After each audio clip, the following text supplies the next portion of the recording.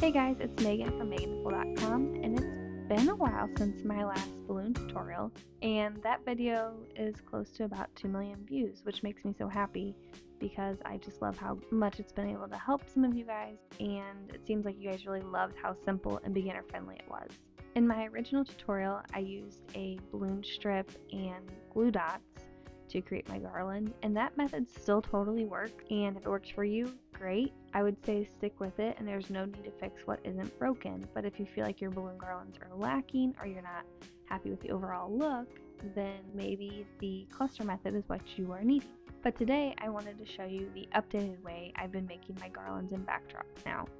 I've switched over to using more of a cluster method using 260 balloons. 260 balloons are those long balloons used to make balloon animals. It gives me more control and flexibility over the overall shape of the balloon garland or the backdrop. It makes color blocking a lot easier, and it helps with volume too. I just find it much easier to work with. It's basically as if I was working with huge rubber bands, but 260 balloons are fairly cheap and you can reuse them. Okay, so step one is blowing up your balloons. I always start by blowing up 2 balloons at a time and then tying them into pairs. Once I've got enough, I twist the 2 pairs together to make a quad or a group of 4.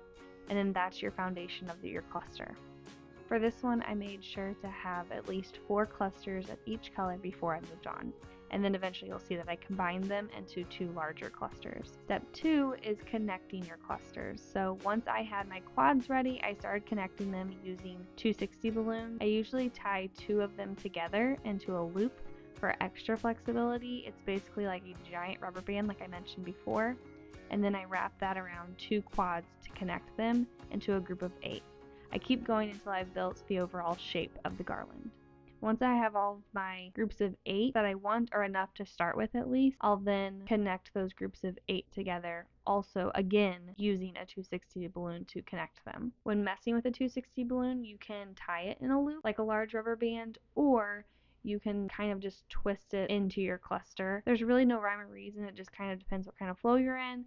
It also depends how many 260 balloons you have prepped, because tying it in a loop is an extra step.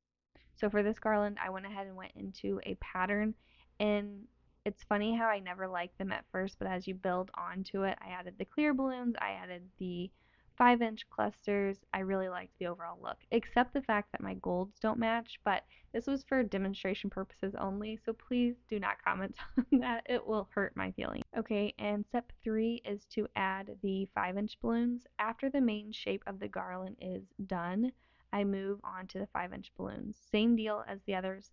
I make quads, tie the 260 balloon around each one, and then set them aside. Once I have 3 to 4 quads per color, I go back and attach them around the larger clusters using the 260s. This adds more fullness and excitement to your balloon garland.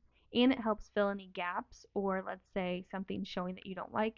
Maybe the backdrop you're using, you need to hide a blemish or something poking out. Your 5-inch balloons come in handy for things like that.